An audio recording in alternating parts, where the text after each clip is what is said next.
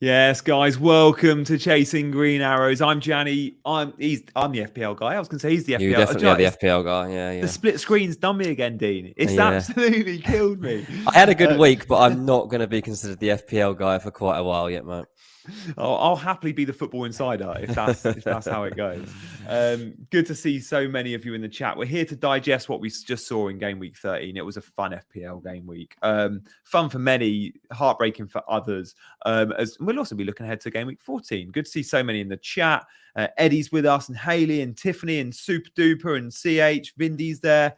No FPL River tonight. He's sunning it up in Greece. We'll miss him. He'll be back later in the week for Friday's show, I think. Eddie as well. I can't watch the stream, but should I do Doherty to Gabriel? Or do you know what, Eddie? You're going to have to tune in later and find out the answer to that one. How was your FPL weekend, Dean? Did you have a good one?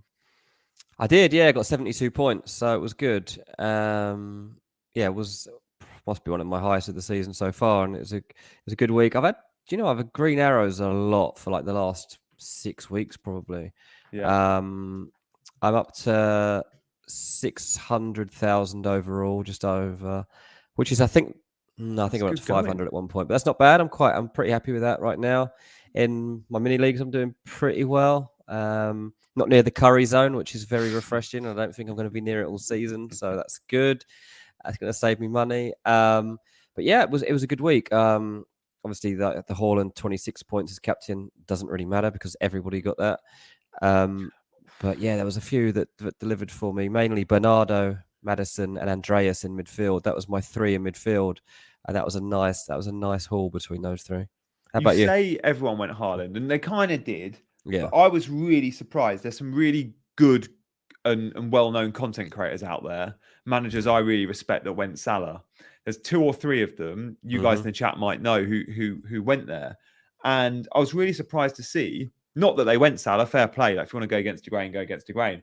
But a lot of the models, there's like there's these websites that will have like algorithms to suggest who you should pick for your FPL team each week. I don't use them in the slightest. Like I'm completely what I see on the pitch. I pick off that. Yeah, completely eye test. Others prefer stats, and then others prefer these models, which can pick a team for you essentially, or give you a steer based on things like bookies odds. So a lot of the models had Salah scoring the same, if not more, some of them outscoring Haaland this week, which I really struggled to understand. But they're all based on things like bookies odds. Now, bookies odds aren't often wrong. So many thought that Salah, therefore, would outscore Haaland. And let us know in the chat if you were one of those that looked at a model. Kev Mack went Salah captaincy. I just couldn't quite comprehend how a model would produce that, knowing maybe, I don't know, City had a midweek rest, City were at home, and Haaland has just been completely different level to Salah this season. Yeah, I mean, if Haaland wasn't in the game, I would understand it totally because Salah was playing a team that was bottom of the league and hadn't won in 9 games. So, like, I get it. But, I mean, as you watched that game unfold, it must have been so frustrating as a Salah owner. Like, he just wasn't getting a look in. Just did not get a look in. And I don't know how you best fit him in. I mean, Klopp's... Well, he's flipping between 2 formations at the moment. He's not sure exactly what to go with. He's got so many players injured. He's not sure week by week how he's going to get the best out of this team. And you thought on the back of 3 good results that they'd get another one there. It was poor. They're relying on set pieces in the end. And Van Dijk obviously has let them down. But yeah, Salah, look, I genuinely thought by now, after the international break, I was planning to get Salah in. And I definitely thought by now I'd have him. And I'm not considering it. I mean, they've got a good fixture at the weekend. They've got Leeds at home. So again, if you've got Salah, you're tempted probably to go captain again. But do you? Because Man City have got Leicester away. And you're thinking, well, he's going to score 2, isn't he? He's going to score 2. So, I mean, I'm not risking that. There's no way. It's the first time since I've played FPL I can remember of never being, when I didn't own Salah a few weeks ago, I just wasn't scared at all. Like I was Mm. always scared if I didn't own Salah. Mhm. It's a nice place to be, and I actually own him now, and he's disappointed. Guys in the chat, let us know if you're. See a couple of comments coming in from Super Duper said, "Hell no, I'm Grass FC." Keen to know, are you Grass FC or Analytic FC? So Grass FC, for those of you that aren't on FPL Twitter, those that pick mainly based on things like eye test, watching games. Analytic FC are those that pick from data, whether that's the algorithms or just from, say, using a members area like Scout. Keen to know. I'm guessing if you're watching this show, we're going to have way more Grass FC than Analytic FC. This isn't a show for stats. This is pretty much Dean and I giving our thoughts based on stuff we see and a little bit of intel that Dean gets. So let us know in the chat if you can just put Grass or Analytic FC. I'd be keen to total them up. Yeah, definitely. I mean, I don't think I've ever even been on loan at Analytics FC, to be honest. I think I've been Grass FC from the very start. I just find it more fun to like trust my instincts and not be swayed by data and numbers because, like, I mean, I'm not really into data and numbers in any other walk of my life anyway. But like, that's the fun for me, is like picking an actual team of players that I've seen and I think are going to do well. So I think that's probably why I veer that way. But I can understand people that are like more number minded than me. Yeah. And the best FPL managers are often those that can say, hand on heart, they are a bit of both. And one, I've really tried to improve my FPL game by becoming a little bit more data driven, because naturally, like you, I just veer away from any sorts of spreadsheets in real life. So why would I use them for my game of choice? But being a member of Fantasy Football Scout definitely helps in that respect. So guys, if you are thinking about becoming a little bit more data driven, then a good place to start is signing up to Scout. It's like 20 quid a year or something. CH is on Vibes FC. I mean, fair. I like it a lot. Yeah, I love that, CH. I would say Dean and I are completely driven by vibes. Speaking of vibes, I want to speak to Dean about his team in Fulham, because I doubled up with Andreas and Mitrovic this week. Oh, did you? And I was because so many perhaps had Mitro in their 11, but then benched Andreas. I was so pleased that I went with both. And they're linking up so nicely. Like, we speak a lot about Mitro, and we've spoken about other Fulham players, but in terms of Andreas being an option, Dean, as a starter each week, he's kind of proven that he's too good to be benched every week, isn't he? Yeah, totally. I'm going to speak about this a bit later in the notebook section on Andreas, but absolutely that. I mean, you're looking for double acts in FPL, and obviously De Bruyne and Haaland would be the best double act probably in the Prem. It used to obviously be Kane and Son, but maybe the budget double act right now is Andreas and Mitro. Like, if you got those two in your team, there's a good chance they're going to combine for goals, but even if they don't, one or the other will weigh in one form or another. So, as I say, we'll talk about it a bit more in a minute. But look, Fulham flying, like 7th in the league. I'm kind of thinking we're not going to be relegated. I think I'm already there, which I didn't think would be happening at this point. There's still the chance we have a slump. There's still the chance Mitro gets an injury and then we're in big trouble. But we've got a lot of points in the bag already, so that's good news. Yeah, I mean, you're on 18 points. Like, you only need another... We're halfway there. You are halfway there, aren't you? Like, 34 keeps you up. Well, pretty could do. Yeah. So, no, that's bad. That's 36, So, happy days. Yeah, like that. Good stuff, guys. We're going to be moving on. If you've got any questions, do get them in. If you're new around here, we do these streams every Monday and every Friday at 7. So Monday shows are often a little bit more looking back at the week, whilst we still look forward. And then Fridays are all about the deadlines around the corner. What are the transfers we're making? But one thing we do on every Monday is have a little eye test section. So for those of you, especially that are Grass FC, you might be with us on this. Let's have a look at our eye test report.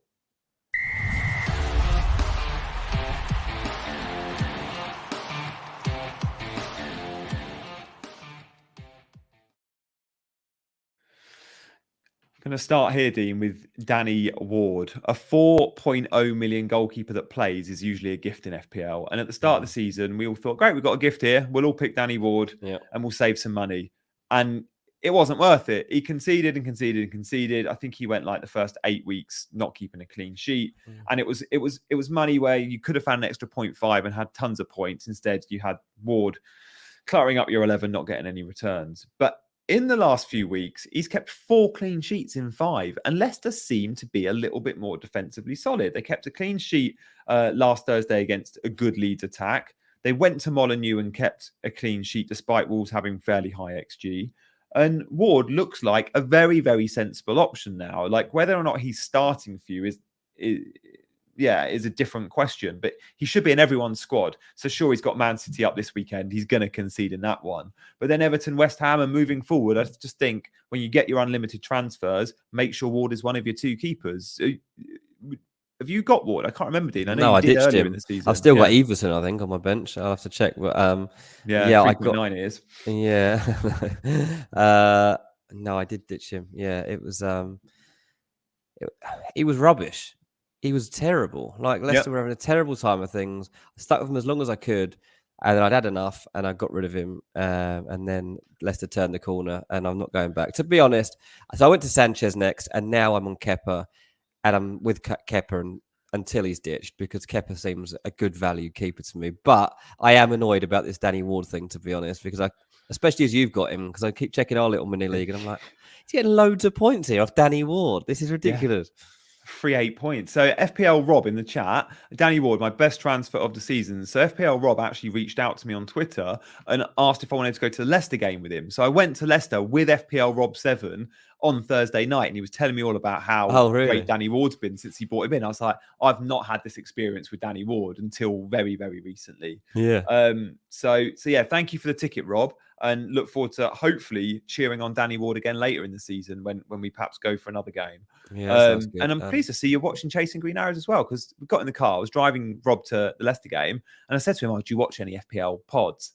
And you'll be smiling now to this, Rob, I'm sure. And he went, yeah, I watch a few, but I don't watch any of yours. I was like, okay, cool. So he listed through a few, and I went, yeah, that one's fine. That one's fine. I was thinking, Chasing Green Arrows? Any danger? So any danger, mate? Him. Support you, mate. Dal made a good point then, by the way. Castagne is the one. He said he's brought him in for 4 weeks. He's got 31 points. He had a really good game week as well. Like Castagne is one that slipped under our radar a little bit, I think. Definitely one to look out for. Yeah, fair play on Castagna. Let's move on to another affordable player. Like I'm concentrating my eye test on budget players that people don't seem to have, and another one is Almiron. I do not understand why I do not have him. He is the second best midfielder in the game if you go just off points. If you go purely off points, he's the 5th best player in the game. He's like 5.4 million. The signs were there pre-season. Pre-season, he scored tons of goals. I think he was the top goal scorer, one of the top goal scorers across all the 20 teams in terms of the numbers he put up pre-season. Newcastle have been solid at the start of the season and very good in the sort of last 5-6 games. And he's been scoring goals for fun. He's a proper confidence player. But the fact he's taking on shots from all sorts of angles, like that left foot volley he scored, it might have been against Fulham a few weeks back. Like he's taking shots on and just backing himself. And he looks super confident. Definitely someone I want for my unlimited transfers chips. I just don't know if I'll go there in the next 3 game weeks. But guys, we all have to be looking at Almiron for value. Yeah, it's interesting because like you talked before about like Analytics FC or Grass FC and which boat are you in? Well, the thing is, if you were watching Almiron on Grass, you'd see that he's doing really well. Like with your eye, you'd see like he's playing well. Analytics, you'd see great stats. The problem we've all got is history. And you know what he's done in the past, which is not a lot. You're thinking, well, this is just a phase. It's not going to continue. So you worry about backing him. On the flip of that, you've got Mo Salah, who people like you are having their team, when if that was Almiron, you wouldn't be touching him. Yeah. But because it's Mo Salah, you want to get behind him because you know what he's capable of. But right now, you should have Almiron and not Salah. And it'd be saving you loads of money. But it's just that thing in your head that that stigma, I guess, that you really struggle to shake off with players, isn't it? Yeah, so true, so true. He's just never been a sexy pick, but maybe he has to become one. Someone that has been a sexy pick, and he's my third pick in this eye test, third and final, is Kevin De Bruyne. Now, it sounds a little bit obvious, but again, when I look down my mini leagues at those managers that I'm kind of feel like I'm competing with, and I'm checking their teams every couple of weeks, I never see De Bruyne in like mass owned. And I look at it now and think, given the choice, KDB or Salah, KDB wins every day. Now, it's difficult to bring KDB in for Salah if, like me, you already own 3 Man City assets and KDB. But at the moment, I think the 3 best Man City assets to own are probably Haaland, KDB, and either Foden or Bernardo Silva, but 3 Yeah. attackers. I've got Cancelo, which blocks me from getting to De Bruyne, but I would swap Salah to De Bruyne in a heartbeat if I could. Yeah. He scored at the weekend, but even before his goal, the chances he creates, we have got this gift of Haaland in the league, but who's the real provider for Haaland week in, week out, and will be for the second half of the season? De Bruyne, again, when I go unlimited transfers, I'm going to be looking to try and double up with both those guys. Disappointed in myself that I sold De Bruyne for Salah a couple of weeks ago. I wish I kept him. And now I'm blocked by owning Foden and Cancelo. But City are conceding a few, and Cancelo hasn't been the most dynamic going forward this season, which does make me think maybe triple City attack, because every week they are scoring a minimum of 2 goals, usually 3 or 4. Yeah, absolutely. Yeah, look, I've got Bernardo. Expected to have ditched him by now, but he's not going anywhere at the moment. He's one of my most informed players. There's not many other people that own him. Not many people seem to trust him, but I know that Pep does, and I know he's got various roles he can play. And if he's not in the front 3, then he's in the middle 3. So he's been a real key player. He's contributing. So I'm sticking with him for the time being. But yeah, I see what you're saying there. And it is interesting when you look through people's teams and just weigh up which Man City assets they've gone for. And then decisions like the Foden one this weekend, I guess, are just gutting for people.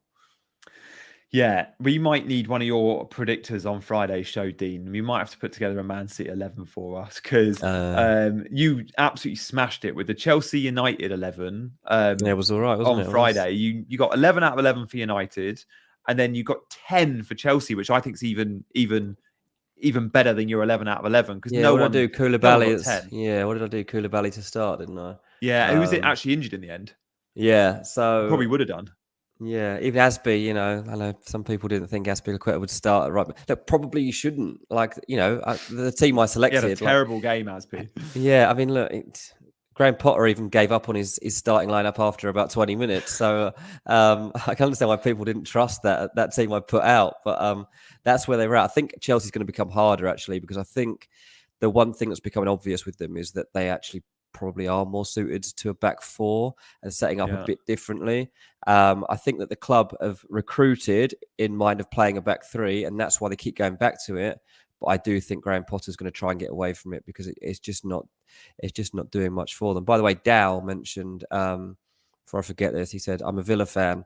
Have you got any inside news about the manager search?" And just literally like a couple of minutes before he sent that, I did get a text from someone who knows, and he said that Villa have made an offer for Unai Emery. They are not totally confident he's going to say yes, though. They've left it in his court. It's rated at 50-50 at the moment for Emery to become Aston Villa manager. So keep an eye on that one. Obviously, they asked Poch. He said no. They sounded out Tuchel. He said no. And now, moving on to Unai Emery. So I think we can see the kind of approach they're taking. They want, it looks like they want a foreign manager who's been in the Premier League before. I was told from the first moment that they really were keen on somebody with Premier League experience. Yet Ruben Amorim has been the number 1 with a bookmaker for a long time now, and he probably still will be, unless Emery changes his mind here. Amorim is in London this week, so it might be an opportunity to move that one forward. Good stuff. Oh, I'd be pleased to see Emery back. I think he's a good manager, and I think it was he was ridiculed a little bit at Arsenal for some of his lines, but in terms of football management, maybe it was just a bit of a step up for him, that Arsenal job. But I think Villa would be a really good club for him. Yeah, it might be. Yeah. Our mate of mine is a Villa fan. He texted me early on when the rumour first dropped, and he was like, "Is this good? Is this bad?" And I was like, "I don't know. It's better than Gerrard." Yeah, it's probably better than Gerrard. Yeah, that's a fair one. Definitely better than Gerrard. What do you make of Gerrard? Have you seen the rumours of what Gerrard did after the game? Like there was apparently he had a fallout with McGinn, and he locked the players in the changing room and stuff like that. Like, oh, really? He was also sacked straight away after and had to do the journey back on the coach with the Villa players. So yeah, I mean, that's pretty harsh. It's harsh. It's a big call. But ultimately, we've seen the reaction from Aston Villa, and the reaction is a team that had totally given up on their manager, wasn't it? I mean, to produce a performance like that after Gerrard's gone is a bit of rubbing dirt in his face. But full credit to the interim manager who's come in and made big decisions with players like Buendia, and Bailey and put them into roles that they'll thrive in. And at the same time, leave out people like McGinn and Ramsey who haven't been informed. So he's done that. He's made some bold calls. Everyone that you want to score has scored. Everybody's happy, and the vibe changes immediately. So yeah, a good bounce back from Villa, and let's see how it goes from here. Yeah, good stuff, guys. Thank you so much for supporting the channel and watching. If you haven't already subscribed, make sure you are subscribing to Chasing Green Arrows, and also if you can, hit that like button. We appreciate that sometimes Mondays when there's fixtures on, it's a little bit quieter, but if you hit the like button, you'll help us with the algorithm and more people see it, will see the show. We're going to be with you till 8 o'clock. We're going to be showing you our teams. We've got FPL Visa. We've got your questions. But first up, or next up, we're going to be looking at Dean's Notebook.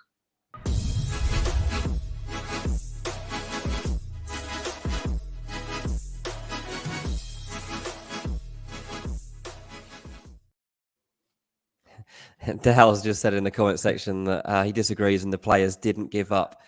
I'm sorry. I was at Fulham Aston Villa. That team were not playing for the manager. There is absolutely no way. It was one of the most appalling performances I've ever seen.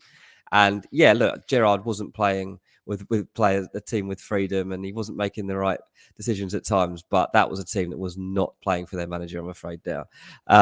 Did you a favour? Smash Brentford 4-0. Yeah, exactly. You turned the corner. That's not. You can't go from losing 3-0 to Fulham to beating Brentford 4-0 without a good team as well. Without a change of attitude. Exactly. Yeah. Right. Let's do my notebook. 3 players here to focus on. The first one I'm looking at is Trossard. Look, he's got a big decision coming up, Trossard, because Brighton obviously wanted to sign a new contract, but he's got a few other clubs that are very interested in him, and it's going to be really interesting to see what Trossard does next. And for us all as well, like, we're wondering where he's going to go next. A reunion with Potter? I'd take him at Chelsea. Yeah, they absolutely are in for him. Yeah, and I think even in January, I think Chelsea are going to be looking at Trossard. So look, this is a guy that's making the most of big moments, and obviously smashed one past Edison, and that's a moment that could have turned the game. And he's done the same at Liverpool with that hat trick. Like, he goes to big places and scores big goals. So 20 points, I think he got against Liverpool, 7 points at the weekend. So right now, you're looking at it and thinking, can I go on Trossard? Because I think people are probably scared off a little bit when Brighton changed manager. Well, the next game's against Chelsea. I think you can have faith in him. And after that, it's Wolves and Villa. So I think if that's the run to the break, then absolutely Trossard should be back in our thoughts. 6.8 million. Given the threat he offers, I think it's almost a no-brainer that if you're looking at transfers at the moment and you're in that region, definitely got to consider Trossard. Yeah, fair. If he does get a big club, like, already he's a good FPL asset, but we know if he goes to Chelsea, his price isn't going to change. It might go up 0.1, 0.2, but he's going to be an even better option. So yeah, looking forward to that second half of the season if he does find a big club as an FPL option too. Yeah, absolutely. Right, the next one I want to talk about is Alex Iwobi. What a turnaround. I mean, this guy, I think, is going to get a new contract at Everton, and I didn't see that coming.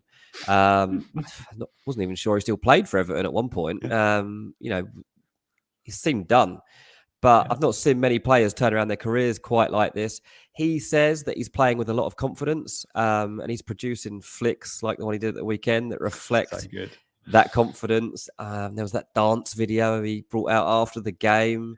This is a happy man, and he says that Lampard has filled him with belief in his own ability. And we know that Frank Lampard loves a project. He loves to find someone. So Iwobi is basically the new Mason Mount. That's where we're at. Get Iwobi in your team. There are patterns of play at Everton that he is absolutely key to.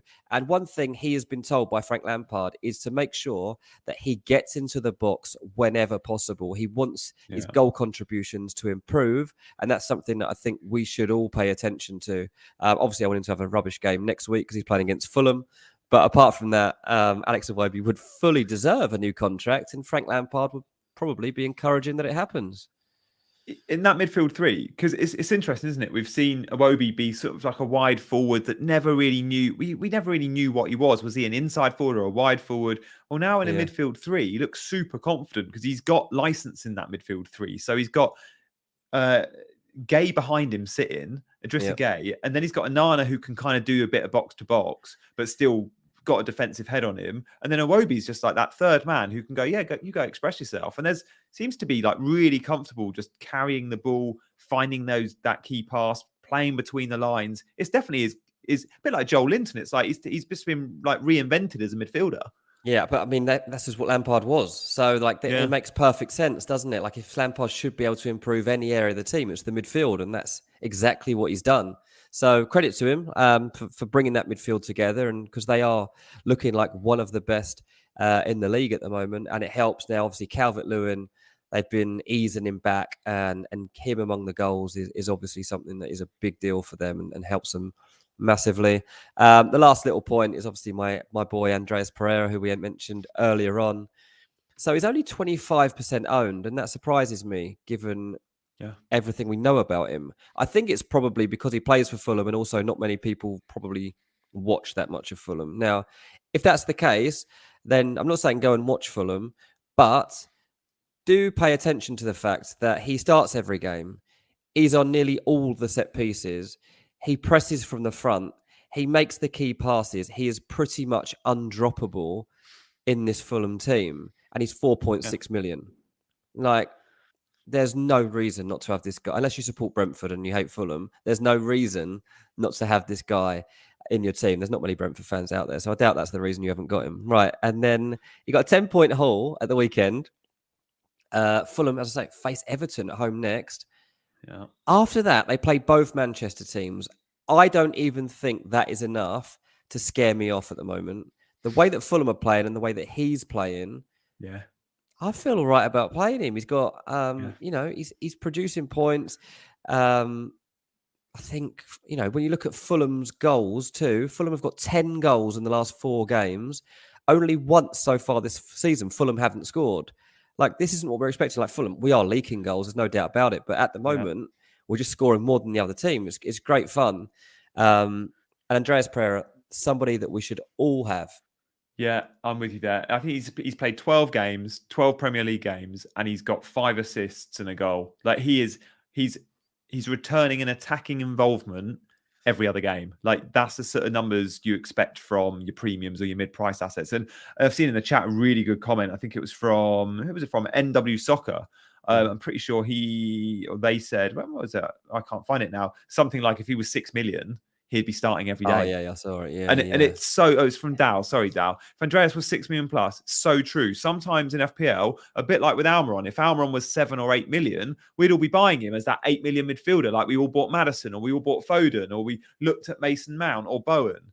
Yeah. Sometimes we are we really should be ignoring the prices. You just should be looking at the points these guys are getting on a regular basis. Isn't that right? Like, you think, oh, he's too cheap. He is looking for him, but he's too cheap. He can't be that good. And like, you've got to remember, like, the people that made these prices were at random times in the year. And when they hadn't even seen Andreas Pereira play for Fulham, they had no idea what they were really valuing. And there's no way now, if they were to reevaluate everybody, that Andreas Pereira would be coming at this. He would be 6.5. Yeah. No doubt. Yeah, and he will be next season. So make the most of it, guys, because at 4.5, you're getting, as Dean said, the set pieces, the link to Mitrovic as well. If he didn't have a number 9 to hit, his output wouldn't be as high as it is. But he does have Mitro, and Mitro at set pieces especially is always there, as we saw at the weekend. Yeah, absolutely. Yeah, and we've got others too. We've got, the guys come up from the back. You've got Palhinha in there, who's big. Yeah, it's a lot to like about it. Yeah, I like that. Nice bit of Pereira chat there, guys. Do consider him when you're putting in your 11s. We'll see what I did with my 11 and Dean with his coming up next in Pimp My Team.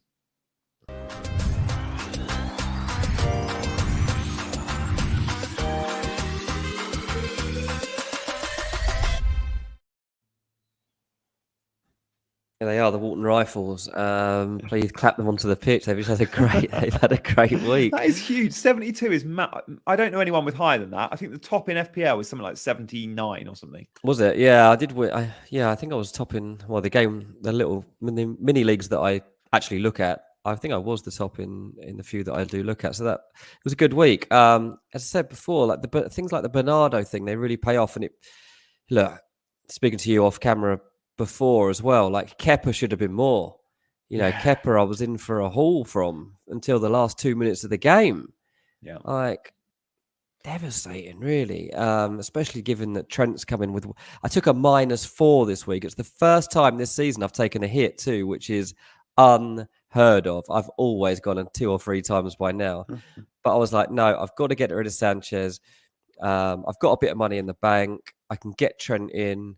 Reece James was obviously like a player doing nothing in my squad, so I was like, right, I want Reece James out, Sanchez out. And I'll bring in Kepa and Trent, and I'm all good. And then Trent, like, isn't even starting, and James Milner's at right back. I'm like, what is going on? I'm still confident with him. Like, he's fine. Kepa's staying. Trent, we'll have to wait and see. But yeah, 72 points is all right, isn't it? And Kane again. Yeah, nice. Not many people have Harry Kane, and it really is working for me. This 3 up front is really, really paying off. Yeah, like when we say, like, you think, 22%, that's like, 2 in every 5 teams. It's not, because, sorry, 2 in 10. My maths has been dreadful tonight. No, it is 2 in 5. Hang on, 20%. Yeah, okay, whatever. We said we were no good at numbers, mate. Exactly right. But what it is you get so many dead teams already at this point in the season. So those that have perhaps given up after the first 4, 5, 6 game weeks, loads of those teams had Kane, loads of those teams had Andreas. In terms of active teams, like, that number is way, way lower. So the percentage is valuable, but also look at the active percentage in your me leagues, and it will probably be like only 5% of Harry Kane, for example. But just going back to the Kepa point, this is how unlucky you were. So he ended up he was on 5 saves. He was on for a clean sheet, and I think he was on for 3 bonus at the time. So if he saves Casemiro's header, not only did he get a touch, but you didn't get the save point. So he would have gone to 6 saves, which would have got you an additional save point. It would have got you a clean sheet. That's an additional 4. So that's 5 points. And then 2 or 3 bonus. So you either lost 7 or 8 points from that 1 inch, which it went posted in instead of posting out. Oh my God. I didn't know it was that bad. Yeah. Oh, Casemiro, my worst player now in the Premier League. Hate him. He's killed me. But that's really bad. And I mean, I'm just looking now. I haven't really evaluated this properly, but I'm thinking, like, I can't believe, actually, looking at this team, that Kepa's come out with 3 points. Trent's played Nottingham Forest away and got 1 point. Yeah. Perisic, okay, it's always a gamble, but still 1 point's not great. To have Perisic and Trippier playing in the same match, actually, and one of them gets 1 point, the other gets 2, not really happy with that. And Cancelo gets 2 points. So actually, I've been a little bit unlucky, because in another week, that at least 1 or 2 of those defenders or goalkeeper would have got the haul that you might have expected. Been another 10, 15 points. You would have been the highest in the world, mate. I'm pretty sure I saw a tweet this morning saying the highest team in the world at the moment, this was before the West Ham game, was something like 79 points. Imagine you could have been world number 1 for. Well, that could be you tonight, mate. If Zuma scores 2 tonight, then that's you. Yeah, Kurt Hangtime Zuma. I need him to smash it. Good stuff. Okay, let's move on to my team. I did not get 72 points. I did take a 4-point hit, but I was very, very happy with my 67, which I hope ticks up. But I don't think I'll catch you, Dean. I need 5 from Zuma. I'd say clean sheet, I guess, can comfortably happen. Just going to check he's actually starting. I'm sure he is, but I've not checked the team news. The big team news from West Ham is Zuma does start. And yes, Skamaka's up top as well. Bowen also starts. I'm fairly happy with this. Bailey's annoying. I did look at starting Bailey. Like Nico Williams, people might complain about. I was never going to start Nico Williams. I was never either. That's the thing, yeah. That's cool. Bailey, I genuinely looked at, but if I'd started Bailey, I probably would have benched Andreas. It would have been one or the other. I was looking at those two, so it is what it is. Yeah, that's the thing, isn't it? Like, obviously, Foden and Salah getting 3 points between them is absolutely absurd, really. But it was never a factor that you're going to bench one of those players, is it? So, and in another week, you're hoping that those 2 players deliver you, double digits each. So. It's still a good score, mate. 67 with 1 player still to play in the game week like that is pretty good going. Yeah, the goalkeeper choice was good. Pope and Ward is a very popular combination. And I think most probably went Ward, but I did see a fair few going Pope over Ward. I just backed, of course, Spurs to score. And having Trippier in the team, you should look at every choice on individual merit. But sometimes we just don't. And I looked at it and went, oh, Trippier and Pope, that's a little bit too heavy, knowing I've got Kane and I'm backing him to score as well. But my planned move this week was going to be Kane out for Darwin. But we heard rumours on Saturday morning, and I was happy to believe those rumours and therefore not transfer Darwin in. And Kane got me 8. We'll see about Darwin in this midweek, whether he's back for is it Ajax that Liverpool have got. Yeah, big game that. Yeah, it's a big game, and they'll probably try and get Núñez out for playing in that one. It sounds like him and Thiago should be okay. And then if he plays in that, you'll have people will have the decision to maybe sign him because they've got Leeds at home. Liverpool, so it'd be an option for a game like that with Leeds so low on morale right now. Potentially, that could be Jesse Marsch's last game too. Yeah. My early thoughts this week are I won't be making a transfer, but find out on Friday, guys, because everything can change off the back of the Champions League. Kane plays Bournemouth, so I've got to give him that week. And then I'll have 2 frees where I potentially sell Salah and Kane for game week. I think is it for 15, when they play each other. Having 2 frees to move those guys around could be useful. But at the moment, I've got no money in the bank and I'm happy with all my mid and high price players. So I'm not really up for wasting a transfer on a budget defender, for example. No, absolutely fair. Should note that Bueno did start. He got 0 points on my first sub there. Bueno is a 3.9 million starting defender. If you are on a wild card, for example, he's the cheapest defender in the game and he happens to be starting. He should definitely be in your wildcard team. He's got a good left foot, got an assist a couple of weeks ago as well. So Bueno, I think, will be on everyone's unlimited transfers chips come the World Cup if the new manager likes him and is still picking him at 3.9 million for Bueno there. Yeah, absolutely. And also, so while we're chatting, it does look like Emery is being convinced by Aston Villa to take up the job. So it looks like he probably is going to be the new Villa manager.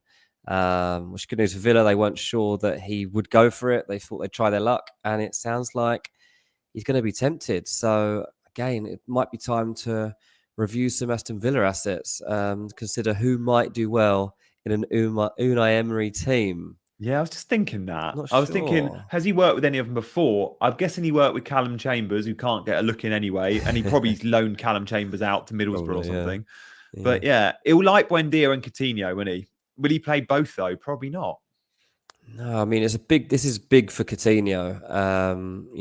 He's made a lot of decisions that have backfired transfer wise, hasn't he, since leaving Liverpool? And he needs this to work out for him, so he needs to make it work. And Buendia, after getting a confidence boost at the weekend, he'll feel that he deserves a chance to impress now. But you look at all the players that they've got of that type, and they're not all going to be happy. So someone's going to be left on the bench by Unai Emery, and we'll see.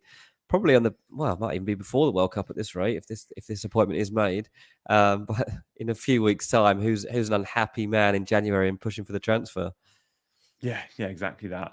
We had a chat about a question about ranks. We haven't put our ranks on, and we maybe will in the new year. I genuinely ranks are really important, but for me, especially at the start of the season, I've not been concentrating that much on my rank. I'm around volatile 300k. At the moment. It's all over the place.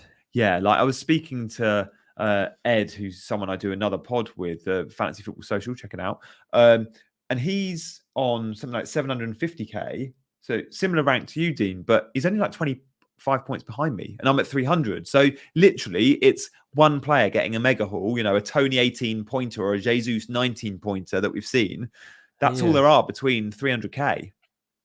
Yeah, I'm just going to have a look, actually. Yeah, so I'm overall 650,000, and I am 19 points behind you. Yeah, that's crazy, that, isn't it? That is crazy. 300k between us. Yeah. That's one player doing really, really well one week. Yeah. Or you're getting the right captain when I get the wrong captain. And I notice, when I have not even a bad game week, an average game week, I'm dropping 400,000 spots or something. It's Jesus, it's a bit harsh.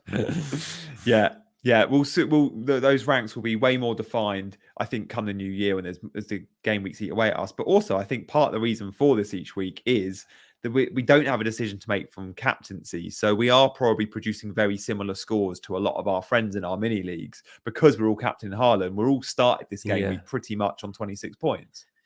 Yeah, that's true. That is true. But we've been here before, whether it was Aguero or Salah. True.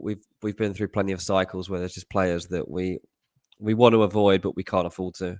Yeah. Although, have we been here quite this level before? Because Haaland, I mean, 84% owned, and everyone is pretty much captaining I don't know. him. Does Aguero he was make the definitely. game boring? Does he? Aguero did at one point. I remember there was a season under Aguero when in my The mini world league in we his were dog. like we should ban Aguero. Like when it's wild card time, everyone has to do it at the same day, and we all have to take Aguero out to make this interesting because he was just bagging stupid amount of goals. Well, we thought it was stupid amounts of goals at the time. It was nothing compared to what we're seeing right Yeah. now. You're right. So, um, yeah, crazy. Guys, we're going to be answering your questions in just 5 minutes' time. So get them in. We'll filter through as many as we can before the end of the show. But first up, we're going to have a look at FPL Visa.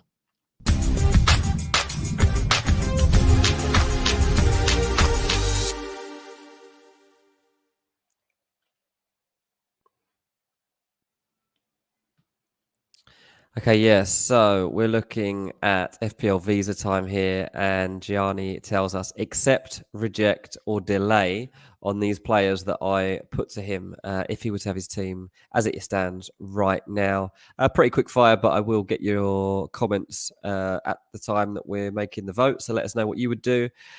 Castagne is the first one up, Gianni. We've mentioned him briefly on here. It definitely has flown under our radar. Accept, reject, or delay on him right now. Yeah, I've just seen FPL Harry in the chat. I feel like Harry might have Castagna. Let us know if you have. He's 4.5 million, such good value.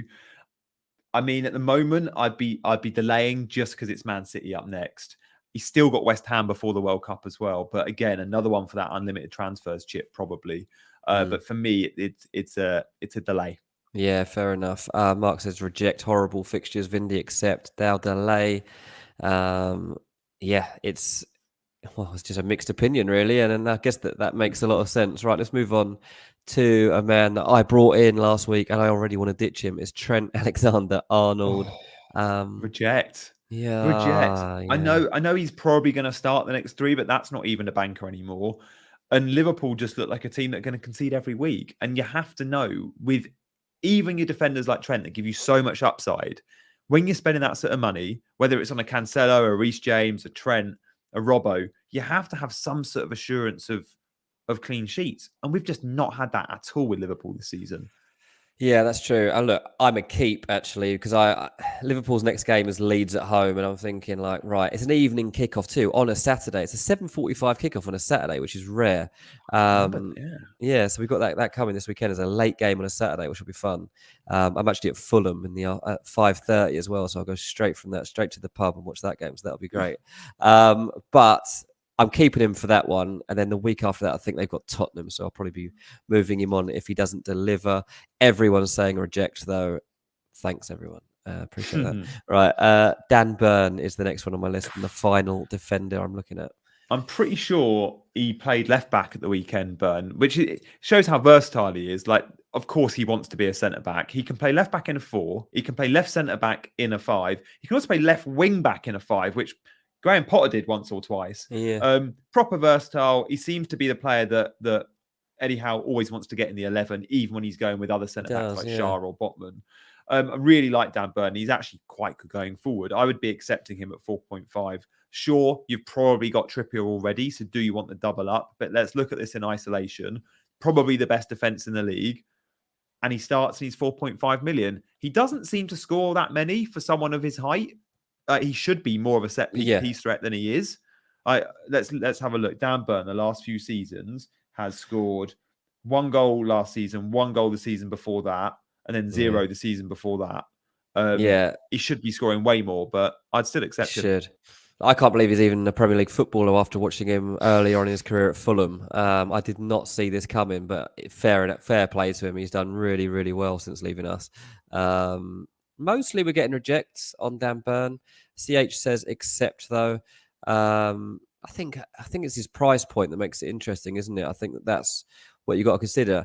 And he has played a couple of times instead of Target, which I would be very happy with if I was Target and I was an actual left back and Dan Burn's taking my spot. But that is pretty mad. Connor says, is it just me or does Dan always appear to be on the verge of crying? I haven't noticed that, but I'm going to look out for it next time I watch Newcastle. Right. Right, let's move on to midfielders. Newcastle man here, Almiron. What do Yeah. we think? Yeah, I mean, look, I don't like using transfers necessarily on budget players, especially knowing we're going for what feels like 1 or 2 or 3 week punts now. Remember, Yep. every transfer you're making is a short term punt, or should be looking at it like that. But yeah, Almiron for sure. It's an accept. He's got Villa up next at St James's. That's the key bit. I always like Newcastle under Howe at home. Been pretty good away as well. Then it's Southampton. So yeah, accept. Few rejects, but a few accepts as well from you lot on this one. Really tough one. As I say, it's definitely because we've all got a vision in our head, which is probably similar to the one Jack Grealish had of Almiron. But let's forget it because he's not that person at the moment. He's got confidence and he's got form. I think you're probably right. I think if I was to make a transfer this week and it was a midfielder, I think I'll be bringing in Almiron. He's not got a World Cup, has he, Dean?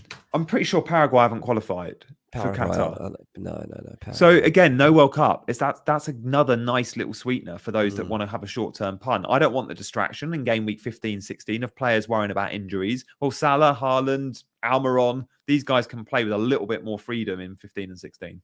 Yeah, that's a fair point. Poor Paul Cook left him on the bench, though. That's no good. Look, another man who I absolutely did not think anyone would be considering this season is Granit Xhaka. Turns out he is reborn. And yeah, he can score goals as well. Are you considering Xhaka, except reject delay? I probably should be. I see him as someone that's not going to get me a huge amount of attacking involvement because I see him as a defensive-minded midfielder, but he's not. He's a number 8 in this new Arsenal system on that left-hand channel. If you haven't seen the BBC Football Focus interview with friend of the show, Kelly Summers, from the weekend, really good, honest, open interview with her, so check that out. I think it's probably on the BBC Sport website. But yeah, he's got 3 goals, 3 assists. He's taking up very similar positions to what Zinchenko was taking up when Zinchenko was playing left back, which is kind of similar to the Cancelo position where he drifts in fielding. You see him in that sort of number 8, number 10 role at times. And Xhaka's been doing that on the left-hand side. He's encouraged to shoot. He seems confident. The finish with the right foot was really good. It's going to be an accept, but again, are you using your transfers on a 5 million midfielder or are you looking at your premiums? Yeah, I think that's the main concern of people in the comments is that it's blocking whether it's Saka or Martinelli or whoever else from that Arsenal midfield actually getting in your team. And there's still going to be more reliable ways to points. But Xhaka is definitely one that's going to give you a bit of a differential, especially if he is going to play in an advanced position. That's right. Okay, let's move on to the final midfielder. It's one of the few Chelsea players I think I would consider right now, and it's Mason Mount. What would you do, G? Would you accept, reject, or delay on Mason Mount? It's not my favourite player, but I'm gonna have to say I'd hold out and therefore delay. He is the only Chelsea outfield player I would be looking at, but I still don't know if I've seen enough to justify the price tag. I know he's had some good returns, but I just want to see less pretty passing and more big chances created from Graham Potter's Chelsea. And at the moment, we're not seeing a huge chance creation, and I need that from a 7.7 mid. Yeah, I mean, pretty much everyone's saying delay. I mean, look, he's just been through a really hot spell of form. He's been the most picked player by Potter so far. You're looking at other players in that chest, like Raheem Sterling. What's happened to Raheem Sterling? Not really sure.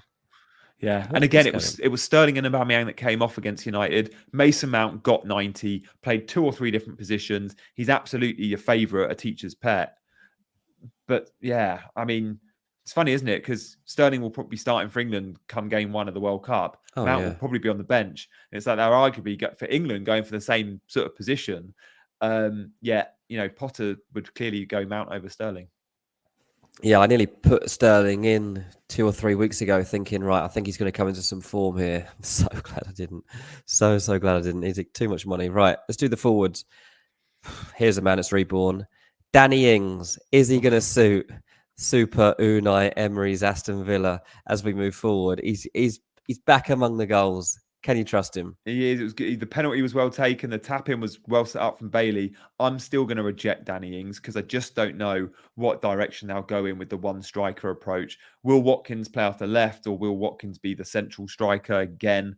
We don't know. I don't think it'll be a front two of Ings and Watkins, though, unless we see Watkins out wide. But if we see that, then we won't see Bailey, Buendia, Coutinho, all of those guys who I think Emery's going to like. So I'm pretty sure there's only space for Watkins or Ings. And I think managers just like Watkins because of his work rate. So, yeah, I'd be worried about minutes with Ings. Yeah, interesting. I mean, at the weekend, Villa obviously used Watkins in more of a wide role and had Danny Ings in centrally, but we'll have to wait and see whether Unai Emery sees that working for him as well. Lots of the comments saying, Vindy says delay, Damien says reject, FPL Rob says reject, Newcastle, Man United, Brighton away. Dow says accept all day long, get him in right now. Well, he's a Villa fan. Let's move on. Roberto Firmino. Oh, dear. Yeah, and he had a few really good weeks, Bobby, but we know history tells us, especially when Salah's on the pitch, he's not the most dynamic in terms of goals and assists. Yeah. Therefore, look, you add in how Liverpool have been playing of late, and yeah, it's an absolute swerve. I do still think when Darwin's fit, Hogger of big chances, he'll become a thing. But Firmino is an easy reject. He's 9% owned. I'm surprised it's that high. Look, his last 3 returns have been 2, 2, and 2. Firmino, you just don't go there. Yeah, you don't know when he's going to deliver. That's the big problem with Firmino. Like, he'll definitely get more goals this season. I just have no idea when they're coming, so it's kind of a waste of time picking him. Last man we're going to talk about is a man that's in my team, Gabby Jesus. I'm just sticking. You know this. I'm like he'll go through fits and starts this season. But overall, I think he's going to end up as one of the top scorers in the league. So I think he'll deliver for me over the course of the season. And that's that. But where do you sit on it? Somebody who's not taken that same stance? I think if I had the space in my team, I would accept because I think the Forest fixture at home's good. And again, he's in a team creating a ton of chances. So I'm going to say accept. He's not someone I'm looking at, though. So I'll caveat that. What's interesting about Jesus is over his time in the Premier League, when you add up all of his XG and then you look at his goals, he needs 1.4 XG for every goal. That's terrible for a forward. Like, that's terrible for a forward that gets in the Brazil squad. But I don't think it matters too much because at Arsenal, he's going to get way more chances than most strikers at most clubs. So again, let him get the 1.4 XG because he'll get that very comfortably over, in any given game, really. It looks likely. So yeah, I like Jesus for the team he's playing in and the position he's in. I always predicted Jesus. Says never give up FPL. Okay, thank you. Paul Cook says, will Jesus score more than Kane? No, he won't. He's got half the amount already. Jesus is on 5 goals this season. Kane is on 10. Kane has played 1 game more. But ultimately, yeah, Gabby Jesus so far, minutes per goal, 191 minutes. Kane, 107 minutes. But like Jesus hasn't played as a 9 for a full season. And if Arsenal genuinely are going to stay at the top of the table, or at least close to the top of the table, it means that Arsenal are winning and scoring goals. And just by being the 9, you're going to pick up goals in the back of that. So that's why I'm sticking with him. Shame he doesn't have pens, isn't it? If he had the penalty appeal, the Saka's on the pens, then you might be more encouraged. That's definitely one thing that doesn't help me. I think most people not going with it. A. Dawson says he would accept. Vavavoom says the price is right on Jesus, but there are better Arsenal options. It's fair enough. Hayley says she only wants Haaland and Kane. I've obviously got him up there with them, but I guess if you were going to go Mitro or Tony, then you're equally as well off, possibly even better. And that's it, mate. That is FPL Visa for this week. Love that. Good stuff. Guys, thank you for playing along in the chat. And we're going to answer some quick fire questions. First one from NK about Zaha to Saka. Oh, Zaha, so disappointing against Everton because one, you expected some points and then he went and got booked as well. Is that a good transfer? It's never sideways. But sideways transfers are only, in my opinion, same position, same club. So, for example, Bernardo Silva to Foden, I said to Dean, if he made that move last week, I would have perhaps referred to that as sideways. You may as well save the transfer and keep Bernardo. This isn't sideways at all. I would make that move. Yeah, 100%. I mean, people here were trying to encourage me to sign Zaha 2 or 3 weeks ago, and I just couldn't bring myself to do it because I don't trust him. And even when he plays well, he doesn't necessarily get points. So I'm staying away from Zaha. I think other people probably should too. Right. Perisic to White for this week. So what's going on with Perisic? I didn't actually check. Was he injured at the weekend, or was No, it? he did. He did start. No, he didn't No, he start. was He on the came bench, wasn't on. He he? Yeah, came he came on, on. Yeah. but So he I came on didn't. and looked good. I think he had just played two of. I think it would have been his third game in six I or third think game in so. 7 Yeah, I days. didn't check afterwards to see if he was rested for any reason beyond actually just being rested. Yeah. Um, but if that's the case, I don't think I would be necessarily making the change. I mean, Tottenham have got Bournemouth away. Who have Arsenal got? Nottingham Forest at home. I guess, yeah, much of a muchness. Probably not I'd worth it keep for X-ray. Perisic. Yeah, Keep just him. keep Perisic. Give him the Bournemouth game. Like if he's ever going to get a goal, it's against Bournemouth, maybe. Yeah. Andreas or Bowen this week. That's who to play rather than bench. Well, Bowen goes to Old Trafford. Andreas all day long. Andreas has Everton at Craven Cottage. You back if in doubt, back the home team. And then if you want to look at the competition, well, it's United or Everton. You definitely fancy your team against Everton. So Fulham are good at home to Everton. I can't remember. Maybe once I remember us losing. We tend to like beat Everton 2-0, and that's that. nice. We'll remember that. That's what my memory tells me anyway. Maybe I've got selective memory. Saliba, bringing him in for. I mean, yeah, you need to sell Reece James or Saka for. I don't know about Saka for Hall. But yeah, Saliba for James isn't a bad shout. Arsenal defence. Remember, they've got Forest. Sure, I can see a clean sheet there at the Emirates, but then it is Chelsea, and then it's an away game at Wolves as well. 2 aways out the 3. I'd be looking, guys, mainly at the players with home games left. So when you've got looking at the next 3 games, if a team's got 2 homes in there, definitely favourable. For example, Cancelo plays Fulham and Brentford just before the World Cup. Yeah. So if you can even roll your transfer this week, do, and then target players with the 2 homes. Like West Ham have 2 homes, City have 2 homes, Forest have 2 homes, Wolves have 2 homes in those 2 weeks before the World Cup. Yeah, absolutely. John Maddison a hold despite tougher fixtures. I mean, yes, it does. He's just playing so well. I think it's just worth sticking with him. Yes, they've got it's Man City, isn't it? Yeah, this week they've got Man City, Leicester. But Man City do concede goals, and Leicester are coming into goals at the moment, so there's a bit more confidence there. James Maddison, the stand-up player, along with Harvey Barnes from an FPL point of view, well, Castagne too, I guess we've just mentioned. But yeah, I wouldn't be scared of holding on to Maddison at all right now. Best starting defender to bring in if you already have Cancelo and Trippier. Who should you be bringing in? Oh, that's a tough one. I think the value outside of Cancelo and Trippier, I don't think there's any standout like premium options. I'd be going down. So I'd be looking at the 4.5 assets. I think Kurt Zuma at 4.5 is a brilliant option. I know he goes to Old Trafford, but then in 15 and 16, it's Palace and Leicester at home. I wouldn't be surprised to see West Ham keep 2 cleans, but see how they get on tonight and then make that call. Yeah. I wondered if we are going to get to this one. Alan said, what's the advantage of home games? Is it the crowd travel? It's psychological. I know a lot of it is psychological. A lot of it is just comfortable in like your pre-game preparation. It's in your surroundings. It's just that you're expected to start the game on the front foot. I mean, there are various things. I mean, there's no exact science to it, obviously, and I think people have tried to figure it out before, but they're all factors, and ultimately, when you're away, it's just harder, isn't it? It's a lot of, I guess it depends who you're playing against, but if you're going to Fulham, it's perhaps not as scary as like going to, I don't know, who would we say, Anfield or something like that, but it's still not easy. There's still something just that is unsettled about away performances, and it feels like such an achievement to win an away game, even if you've only travelled about 20 miles. I don't know. You could write a book on this. Why. You could do a whole pod on this. Maybe we should. Like, there are so many variables. It'd be great to speak to some players as well to go, what is it that makes it so different? But yeah, you're right. It would actually would be a good book as well as a pod. Like to speak to loads and loads of people in football as to why is it so much harder to win away than at home, because it really shouldn't make that much difference, should it? It's a football match. But we could rank our top 10 reasons why it's more difficult, because you mentioned a few were on the strap there, but you mentioned surroundings, like being in the same changing room, or the size of the pitch that you're familiar with, or the slope of the pitch, or the wind direction. I don't know.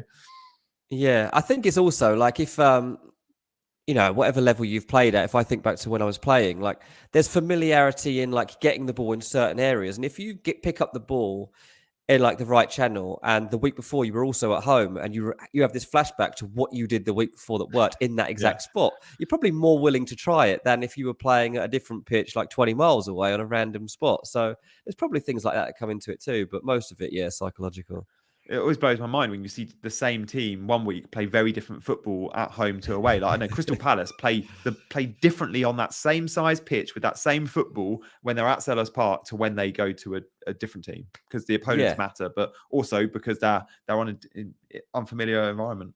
Yeah, it's exactly, and it's like so I don't know how much people study like the home and away table, but like the home and away table is always been fascinating to me, to just look at like how variable teams can be in terms of like winning like 3 matches. Like, yeah, it's like Crystal Palace this season have won 3 games at home, and won none away from home.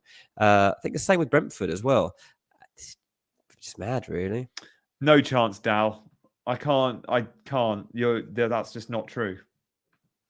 There's no way Zuma scored. I just don't believe you. I'm gonna.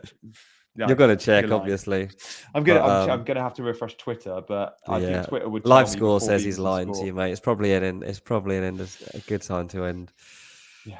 Right. On that note, thank you very much, guys, for watching. We'll be back on Friday with our team reveals. Before you go, make sure you hit that subscribe button. Please do like the channel as well. We won't be able to respond to your comments now in the chat. If you comment on the actual video, not on the chat, we'll go through later and try and respond to the questions we didn't get to. So copy and paste your question into the comments, not the chat. Give us a like, give us a subscribe. We'll see you Friday. He's been Dean, I've been Gianni, and we've been chasing green arrows.